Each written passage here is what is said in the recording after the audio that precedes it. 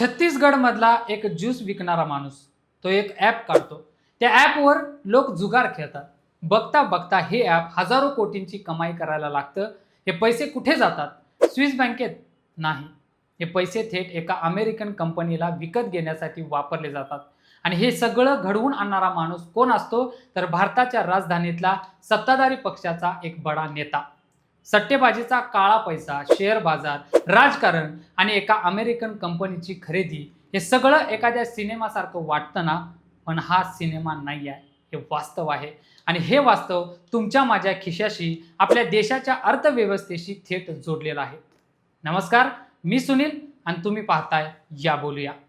गेल्या काही वर्षापासून तुम्ही एका ॲपचं नाव खूप वेळा ऐकलं असेल. Mahadev online betting app.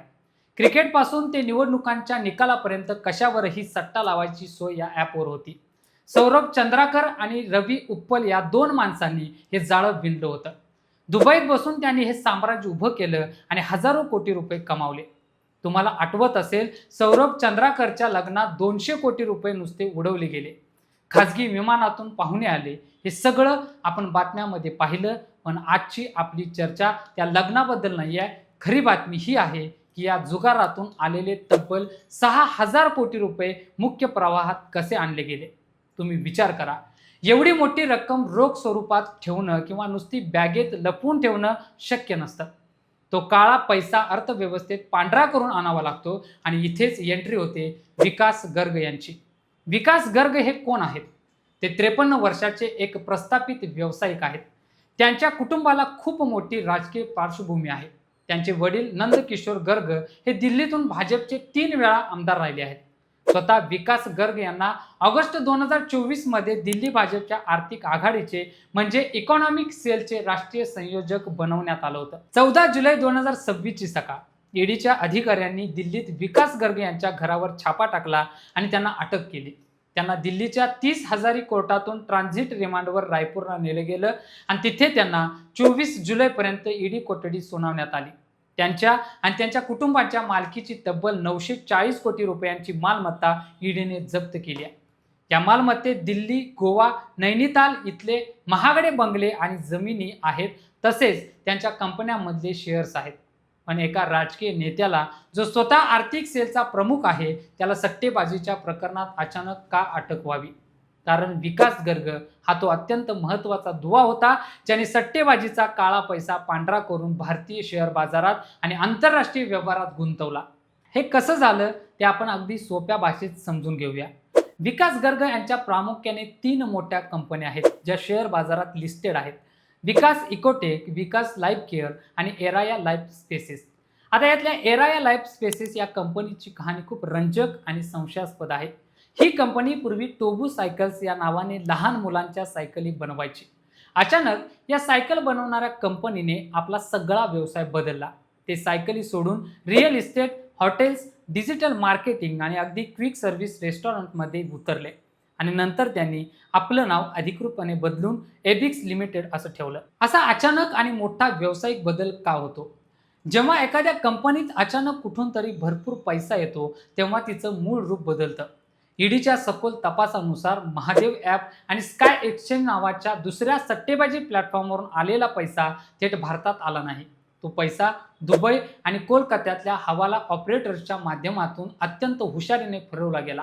March 2024 मध्ये ईडीने हरिशंकर तिब्रेवाल या व्यक्तीला एक मोठा हवाला ऑपरेटर म्हणून घोषित केलं होतं.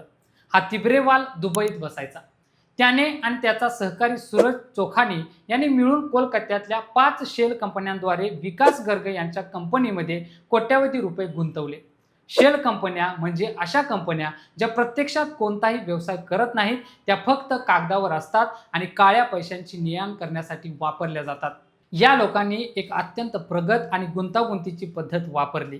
फॉरेन पोर्टफोलिओ इन्व्हेस्टमेंट आणि फॉरेन डायरेक्ट इन्व्हेस्टमेंट या गोंडस आणि कायदेशीर नावांखाली दुबईतून आलेला तो सट्टेबाजीचा पैसा भारतीय शेअर बाजारात अधिकृत गुंतवणूक म्हणून दाखवण्यात आला. विकास गर्ग यांनी ईडीच्या चौकशीत स्वतः कबूल केले की त्यांनी फॉरेन करन्सी कन्व्हर्टिबल बॉन्ड्स म्हणजे FCCB आणि QIP सारख्या मार्गाने शेकडो कोटी रुपये उभे केले होते. आता सगळ्यात महत्त्वाचा प्रश्न, हे आलेले शेकडो कोटी रुपये त्यांनी काय केले? इथेच या सिंडिकेटचा सगळ्यात मोठा आणि धक्कादायक टप्पा येतो. त्यांनी या पैशातून थेट एका अमेरिकन कंपनीची खरेदी केली. अमेरिकेत एबिक्स इंक नावाची एक खूप मोठी सॉफ्टवेअर आणि फायनान्शियल कंपनी आहे. आर्थिक अडचणीमुळे ही कंपनी अमेरिकन न्यायालयात दिवाळखोरीत निघाली होती. विकास गर्ग यांच्या एराया लाईफ स्पेसेसने अमेरिकन कोर्टात जाऊन चॅप्टर 11 अंतर्गत चाललेल्या लिलावात भाग घेतला आणि सर्वांना धक्का देत ऑगस्ट 2024 मध्ये तब्बल 151.57 दशलक्ष डॉलर्स म्हणजे सुमारे 1273 कोटी रुपये रोख देऊन ही अमेरिकन कंपनी विकत घेतली. त्यांनी एबिक्स इंकमधली 97% अधिक हिस्सा आणि भारतातील त्यांच्या एबिक्स कॅशमधील 64% हिस्सा स्वतःच्या नावावर केला. आता तुम्हाला साहजिकच प्रश्न पडेल की सट्टेबाजांना एक आंतरराष्ट्रीय सॉफ्टवेअर कंपनी कशाला हवी आहे? त्यांचं उत्तर त्या कंपनीच्या कामात दडलेलं आहे. एबिक्स कॅश ही कंपनी भारताच्या दिल्ली, मुंबई, बेंगलोरसह 32 आंतरराष्ट्रीय विमानतळावर परकीय चलन म्हणजे फॉरेक्स बदलून देण्याचं काम करते. त्यांचा रेमिटन्स म्हणजे एका देशातून दुसऱ्या देशात अधिकृतपणे पैसे पाठवण्याचा व्यवसाय दरवर्षी 5 अब्ज डॉलरच्या घरात आहे. त्यांच्या प्लॅटफॉर्मवरून 100 अब्ज डॉलरचा विमा प्रीमियमचा व्यवहार होतो. विचार करा, ज्या गुन्हेगारी सिंडिकेटला आपला काळा पैसा जगभर फिरवायचा आहे, त्यांच्याच हातात जर अधिकृत आंतरराष्ट्रीय फायनान्स नेटवर्क लागलं तर काय होईल? ते भविष्यात हवालाची कोणतीही गरज न ठेवता अत्यंत कायदेशीर आणि सुरक्षित मार्गाने आपला पैसा देशाबाहेर नेऊ शकतील किंवा आत आणू शकतील. हा एक भयानक मास्टर स्ट्रोक होता जो त्यांनी जवळजवळ पूर्ण केला होता. पण हा डाव फसला. हा डाव केवळ भारतीय तपास यंत्रणांमुळे फसला असं नाही, तर आंतरराष्ट्रीय पातळीवरही त्यांच्या खोटेपणाची पोलखोल झाली. एबिक्स कंपनी विकत घेण्यासाठी विकास गर्ग यांनी जे 120 दशलक्ष डॉलरचे बॉन्ड्स जारी केले होते, त्यातले 40 दशलक्ष डॉलर्स लंडनमधल्या ग्लास स्पेशालिस्ट सर्व्हिसेस नावाच्या एका सेटलमेंट एजंटकडे अडकले. ते पैसे सोडवण्यासाठी गर्ग यांच्या एराया कंपनीने थेट लंडन हायकोर्टात धाव घेतली. तिथे त्यांच्या बाजूने भारताचे नामांकित वकील हरीश साळवे उभे राहिले. पण 18 जून 2026 रोजी लंडनच्या न्यायमूर्ती कॉकरिल यांनी विकास गर्ग यांना चांगलाच दणका दिला. न्यायालयाने स्पष्ट केलं की गर्ग यांच्या कंपनीने कोर्टाची दिशाभूल केली आहे. त्यांनी कंपनी आधीच डिफॉल्ट करत असल्याची अत्यंत महत्त्वाची माहिती दडवून ठेवली होती. सगळ्यात धक्कादायक गोष्ट जी कोर्टाच्या निदर्शनास आली ती म्हणजे विकास गर्ग हे पैसे देणाऱ्या आणि पैसे घेणाऱ्या अशा दोन्ही कंपन्यांवर स्वतःचं नियंत्रण ठेवत होते. लंडन कोर्टाच्या या निरीक्षणामुळे त्यांच्या विश्वासार्हतेवर मोठं प्रश्नचिन्ह निर्माण झालं. दुसरीकडे भारतातही गोष्टी त्यांच्या पूर्णपणे विरोधात जात होत्या. एराया कंपनीने बाजारातून पैसे उभे करण्यासाठी जो इश्यू काढला होता, त्यावर नजर ठेवणाऱ्या एका मॉनिटरिंग एजन्सीने अतिशय गंभीर आक्षेप घेतले. त्यांनी उघड केलं की कंपनीने आपल्या उद्दिष्टांच्या बाहेर जाऊन योग्य कागदपत्रांशिवाय 9 कोटी रुपयांपेक्षा जास्त रक्कम स्नेहा गर्ग नावाच्या एका वैयक्तिक भागधारकाच्या खात्यात वळवली आहे. शिवाय विकास गर्ग यांच्या 2 कंपन्यांमध्येच म्हणजे विकास लाईफ केअर आणि एराया लाईफ स्पेसेस यांच्यात लवाद प्रक्रिया सुरू झाली आणि त्यात कोट्यवधी रुपये अडकले. हे सगळं ऐकल्यावर एक गोष्ट अगदी स्पष्ट होते, हे केवळ एक साधं सट्टेबाजीचं ॲप नव्हतं. ही एक अत्यंत गुंतागुंतीची आणि कॉर्पोरेट कपड्यांमधली आंतरराष्ट्रीय आर्थिक गुन्हेगारी होती. पण आता तुम्ही विचाराल, या सगळ्याचा तुमचा आणि माझा काय संबंध? आपण कुठे सट्टा लावतो? आपण तर आपले रोजचे कामधंदे करणारे लोक. संबंध खूप जवळचा आहे. जेव्हा विकास गर्ग यांच्या विकास इकोटेक, विकास लाईफ केअर किंवा एराया लाईफ स्पेसेस सारख्या कंपन्या शेअर बाजारात लिस्ट होतात, तेव्हा तुमच्या माझ्यासारख्या अनेक सामान्य आणि किरकोळ गुंतवणूकदार त्यात आपले कष्टाचे पैसे गुंतवतात. आपल्याला वाटतं की कंपनी खूप वेगाने मोठी होते, ती अमेरिकन कंपन्या विकत घेते आहे. पण घडत काय असतं? सट्टेबाजांचा हा बेकायदेशीर पैसा हवाला आणि शेल कंपन्यांमधून येतो आणि या शेअरच्या किमती कृत्रिमरित्या फुगवण्यासाठी वापरला जातो. याला मार्केट मॅन्युप्युलेशन म्हणतात. जेव्हा अचानक मनी लॉन्ड्रिंगच्या अशा बातम्या बाजारात धडकतात आणि ईडी कारवाई करते, तेव्हा त्या कंपनीचे शेअर्स पत्त्यांच्या बंगल्यांसारखे कोसळतात. यात नुकसान कोणाचं होतं? सट्टेबाजांचं? नाही. नुकसान त्या सामान्य गुंतवणूकदारांचं होतं, ज्याने भविष्याच्या आशेने आपला घामाचा पैसा तिथे लावलाय. इथे आपल्या देशाच्या व्यवस्थेवर एक खूप मोठा आणि गंभीर प्रश्न निर्माण होतो. आपल्या देशात CBI आहे, रिझर्व्ह बँक आहे, नॅशनल स्टॉक एक्सचेंज आहे, जेव्हा सायकली बनवणारी एक छोटीशी कंपनी अचानक शेकडो कोटी रुपये परदेशातून आणते आणि अमेरिकेत जाऊन हजारो कोटींची कंपनी विकत घेते, तेव्हा या सतर्क नियामक यंत्रणांना संशय का येत नाही? त्यांच्या रेडारवर या गोष्टी का येत नाहीत? विदेशी गुंतवणुकीच्या नावाखाली येणारा पैसा खरंच स्वच्छ आहे की नाही हे पाहणं कोणाचं काम आहे? या प्रकरणाचा आणखी एक महत्त्वाचा पैलू म्हणजे यातलं राजकारण. तुम्हाला आठवत असेल 2023च्या छत्तीसगड विधानसभा निवडणुका. त्यावेळी अचानक एक व्हिडिओ समोर आला होता, शुभम सोनी नावाच्या एका माणसाचा. तो व्हिडिओमध्ये म्हणाला होता की मी महादेव ॲपचा मालक आहे आणि मी तत्कालीन काँग्रेसचे मुख्यमंत्री भूपेश बघेल यांना 508 कोटी रुपये दिलेत. निवडणुकांच्या अगदी तोंडावर हा मोठा राजकीय भूकंप होता. बघेल यांच्यावर थेट EOWचा FIR दाखल झाला होता. त्यांनी तेव्हाही वारंवार सांगितलं होतं की हे सगळं खोटं आहे. निवडणुकीसाठी केंद्र सरकार तपास यंत्रणांचा गैरवापर करते. बघेल यांनी तेव्हाही लक्ष वेधलं होतं की महादेव ॲपवर सगळ्यात पहिली आणि मोठी कारवाई त्यांच्या सरकारने केली होती.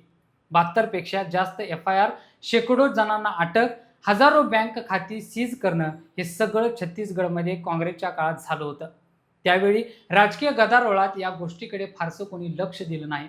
पण आज जेव्हा चक्क भाजपच्याच एका मोठ्या पदाधिकाऱ्याला विकास गर्ग यांना अटक झाली आहे, तेव्हा बघेल यांना पुन्हा बोलण्याची संधी मिळाली आहे. बघेल आता थेट केंद्र सरकारवर प्रश्न विचारतायत. ते विचारतायत की भारत सरकारकडे अधिकार असतानाही ते या महादेव ॲपवर कायमस्वरूपी बंदी का घालत नाहीत?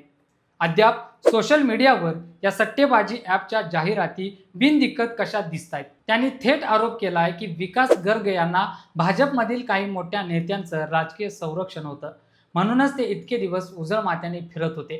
त्यांनी गर्ग यांचे अनेक बड्या नेत्यांसोबतचे, अगदी केंद्रीय गृहमंत्र्यांसोबतचे फोटोही समोर आणले. बघेल इथेच थांबले नाहीत, तर त्यांनी पंतप्रधान कार्यालयाशी संबंधित नवनीत सेहगल आणि हिरेन जोशी यांच्यासारख्या एकेकाळच्या अत्यंत शक्तिशाली अधिकाऱ्यांच्या चौकशीची मागणी केली. अर्थात भाजपने हे सगळे आरोप फेटाळून लावले. त्यांनी स्पष्ट केले की कोणत्याही गुन्हेगाराला पाठीशी घातलं जाणार नाही आणि अटकेनंतर लगेचच काही तासातच दिल्ली भाजपने विकास गर्ग यांना पदावरून आणि पक्षातून बाहेरचा रस्ता दाखवला. पण या सगळ्या राजकीय आरोप प्रत्यारोपांमधून एक अतिशय विदारक सत्य समोर येतं. काळा पैसा हा कोणत्याही एका राजकीय पक्षाचा नसतो, तो पूर्ण सिस्टीममध्ये मुरलेला असतो. सट्टेबाजीचे सिंडिकेट राजकीय पक्षांमधील प्रभावशाली व्यक्तींचा वापर स्वतःच्या हितासाठी आणि संरक्षणासाठी कसा करतात हे यातून स्पष्ट दिसतं. विकास गर्ग यांचा इतिहासही स्वच्छ नव्हता. नोव्हेंबर 2025 मध्येच कस्टम ड्युटी फसवणुकीच्या एका प्रकरणात ईडीने त्यांची तब्बल 7 तास चौकशी केली होती. त्यांच्यावर 190 कोटींच्या फसवणुकीचा आरोप होता. म्हणजे हा माणूस आधीपासूनच तपास यंत्रणांच्या रडारवर होता. तरीही तो इतक्या सहजतेने अमेरिकन कंपनीच्या अधिग्रहणासारखा आंतरराष्ट्रीय व्यवहार करू शकला. हे आपल्या व्यवस्थेतील पळवाटांचं जिवंत उदाहरण आहे. आता पुढे काय होईल? आज विकास गर्ग ईडीच्या रिमांडमध्ये आहेत. त्यांच्या कोठडीतील चौकशीतून या आंतरराष्ट्रीय कॉर्पोरेट नेटवर्कची आणखी अनेक गुपिते आणि राजकारणातील आणखी काही मोठी नावं बाहेर येण्याची शक्यता आहे. पण या सगळ्या घोटाळ्यांचे मुख्य सूत्रधार, ज्यांनी हे सट्टेबाजींचं साम्राज्य उभं केलं, ते सौरभ चंद्राकर आणि रवी उप्पल अजूनही आपल्या देशाच्या कायद्याच्या हाती लागलेले नाहीत. रवी उप्पलला काही महिन्यांपूर्वी दुबईत पकडलं होतं, पण तिथून तो फरार झाला आणि आज बेपत्ता आहे. आणि दुसरीकडे सौरभ चंद्राकरला नुकतंच ओमानमध्ये एका खोट्या इंडोनेशियन पासपोर्टवर प्रवास करताना ताब्यात घेण्यात आले. भारतीय परराष्ट्र मंत्रालय आणि CBI त्याला देशात आणण्यासाठी जोरदार प्रयत्न करत आहे. ते दोघे ज्या दिवशी भारतात येतील आणि चौकशीला सामोरे जातील, त्या दिवशी या घोटाळ्याची पाळंमुळं कॉर्पोरेट जगतात आणि राजकारणात कुठपर्यंत रुजली आहेत हे संपूर्ण देशाला खऱ्या अर्थाने समजेल. पण तोपर्यंत या घटनेतून आपण सर्वांनी एक धडा नक्कीच घेतला पाहिजे. आपल्या अर्थव्यवस्थेत आणि शेअर बाजारात येणारा प्रत्येक पैसा स्वच्छ आणि कायदेशीर नसतो आणि जोवर आपल्या देशाच्या नियामक यंत्रणा या पळवाटा पूर्णपणे बंद करत नाहीत, तोवर सामान्य माणसाच्या कष्टाच्या पैशाशी असाच खेळ होत राहील. कारण ही चर्चा इथे संपते आहे, पण हा विषय इथे संपत नाही. तुम्हाला वाटत असेल की अशा घटनांचा अर्थ समजून घेणं गरजेचं आहे, तर हा व्हिडिओ लाईक करा आणि इतरांपर्यंत नक्की पोचवा. तुमचं मत, तुमचा अनुभव, तुमचा दृष्टिकोन कमेंट्समध्ये नक्की सांगा आणि अशाच वेगवेगळ्या विषयांवर बोलण्यासाठी चॅनलला सबस्क्राईब करा.